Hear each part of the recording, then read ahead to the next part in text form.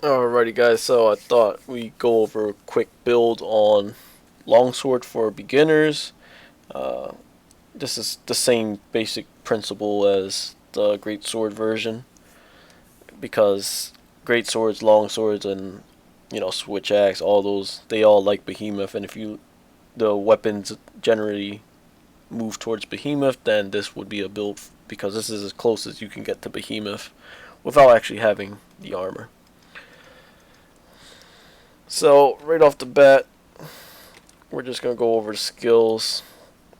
Health Boost 3 is the best return on investments for defensive skills because you have double health after eating a max potion or chef's choice from the canteen, whatever it is you want to do to get your extra bit of health.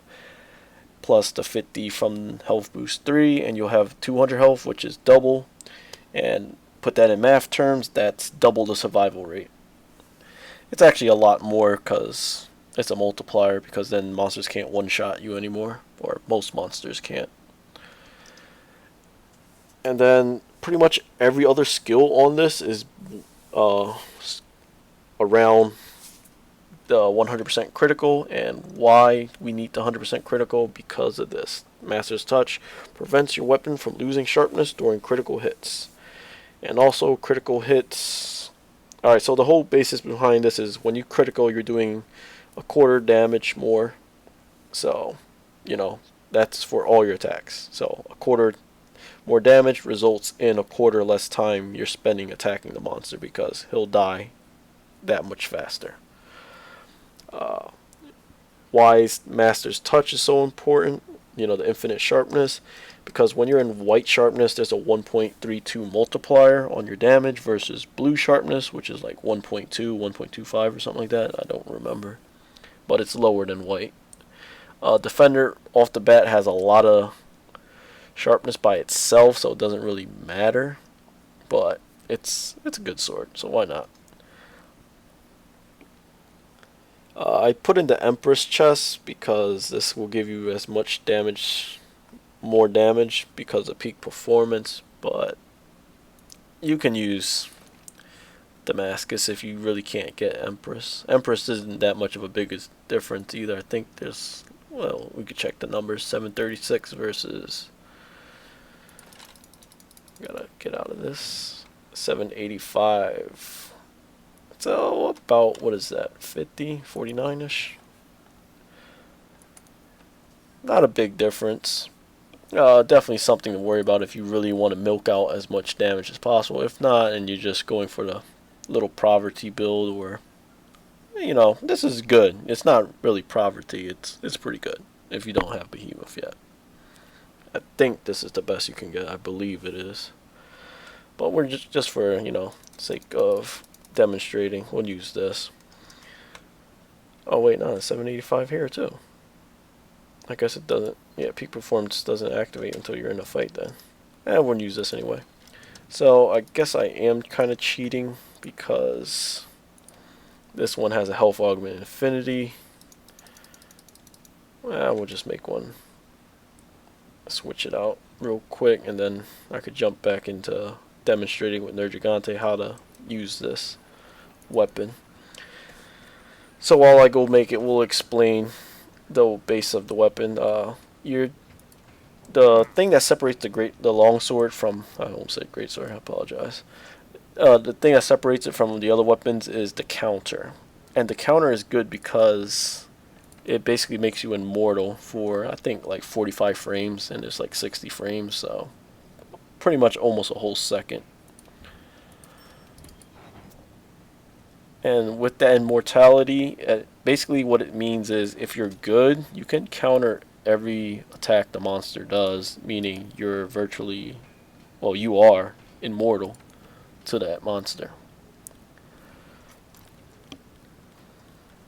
So what I recommend people do is poke and then do the uppercut. So that's going to be like circle, triangle if you're on a PlayStation controller, and it's going to be B, Y if you're on the Xbox, and if you're a mouse and keyboard like myself, it's right click, left click, and you're just going to repeat that over and over. The only time you change is when you put in that counter.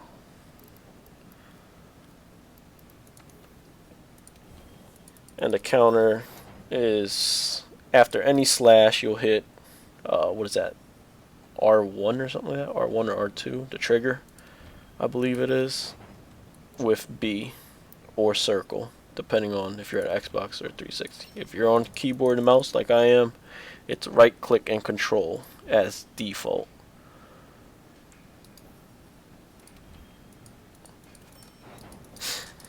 Alright, so we got our defender. We're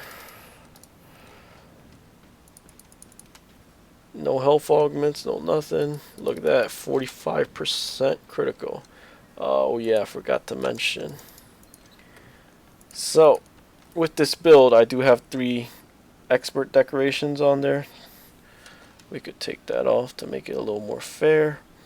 Master's Charm, and then 3 vitalities. If you don't have 3 vitalities, scrap everything else, forget this Master's Charm, put in the vitality charm, level 3, because health is so important. Having that is going to keep you alive. You're not going to die, you're not going to get frustrated. And you're going to have a lot more fun learning the weapon and mastering it. And you'll see, I'll still get hit. I'm not the best longsword player in the world. And I'm not going to record this 10 different times just to get the perfect recording. I think that's silly. Like most of my speedruns are like that anyway. There are times where I record 1,000 times, but most of the times average around the same. Like the Valhazak, I was trying to get that 2-minute ledge hop, but never got it. Closest was like 4 minutes, 7 seconds or something like that. And I guess I'm pretty happy with that. Anyway, back to Longsword. So started the quest. Let's look at our health. Whoops, wrong button. There it is, 150. So I don't recommend this. Usually I eat anything with attack large or make your own meal, but chef's choice just to make this video a little faster, get my 200 health. Excuse me. So you're fighting something up here, just grab this might seed if you can. Eat it. I definitely didn't grab it there, but don't worry about that. Alright, so Nergi, here we go. My favorite testing dummy. Because he is the first wall and everyone runs into him. Oh, too early.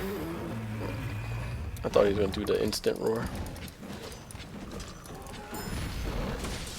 So you're just going to counter and make sure you hit that, what is that called? Spirit Blade or something? Yeah, Spirit Blade. So after you counter successfully, you'll hit the Spirit Blade. Like right now. Oh, couldn't do nothing about that one. So we're just going to simulate, you know, a real fight. Keep your health maxed out. So it's pretty straightforward with the weapon. Stab, uppercut, and counter. Oh, messed up.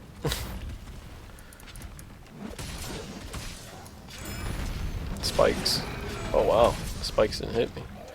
If he falls, go straight into the Helm Breaker.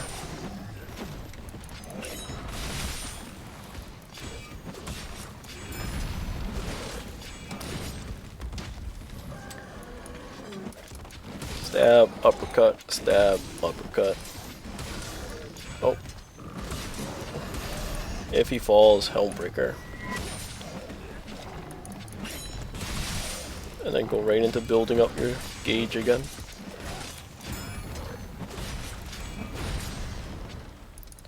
And again, stab, uppercut. I think I should be safe. Went for the counter anyway.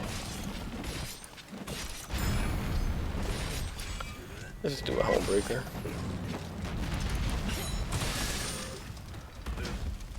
That wasn't part of the script. Usually it's poke, uppercut, and you know, counter when you need to. And then Helm Breaker when he's on the floor, like now. That's pretty much what any monster. This is the safest way to play it. Stab, uppercut, you know, stab, uppercut. Don't worry about the gauge too much. Oh wow. Now I do need to worry about the gauge, but no problem.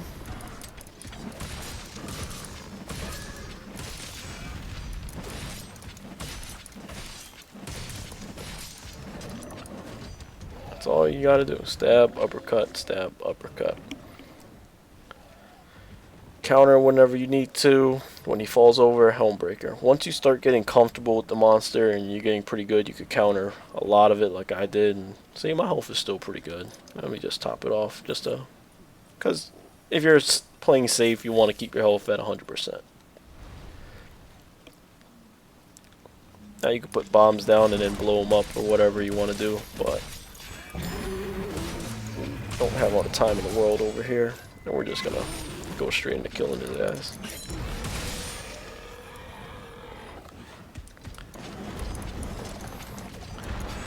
Alright, so I thought that was for me, but it wasn't.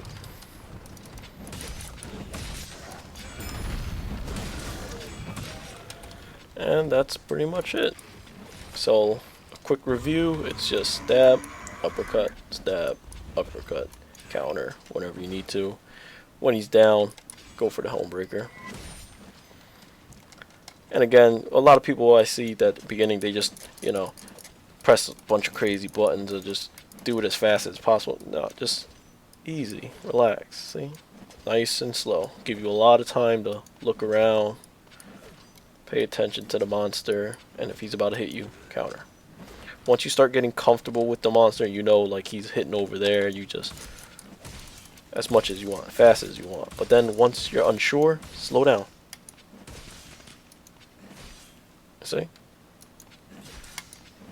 Then when it's back to do whatever you want, go ahead. Slow down. Counter when you need to.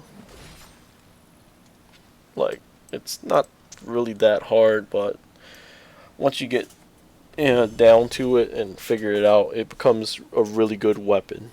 And I think the only thing you need to learn is the counter, really. So that's why I recommend it to any new player that's playing the game. And it's pretty strong, as you've seen. I didn't even pay attention to the time, whatever it was. I think it was like 4 minutes or something. So that's this weapon, and it's going to be good. It's pretty good even towards the Iceborne patches. So I hope you guys enjoyed. Leave a comment or so. Add me on Discord or so if you like. Have a good one.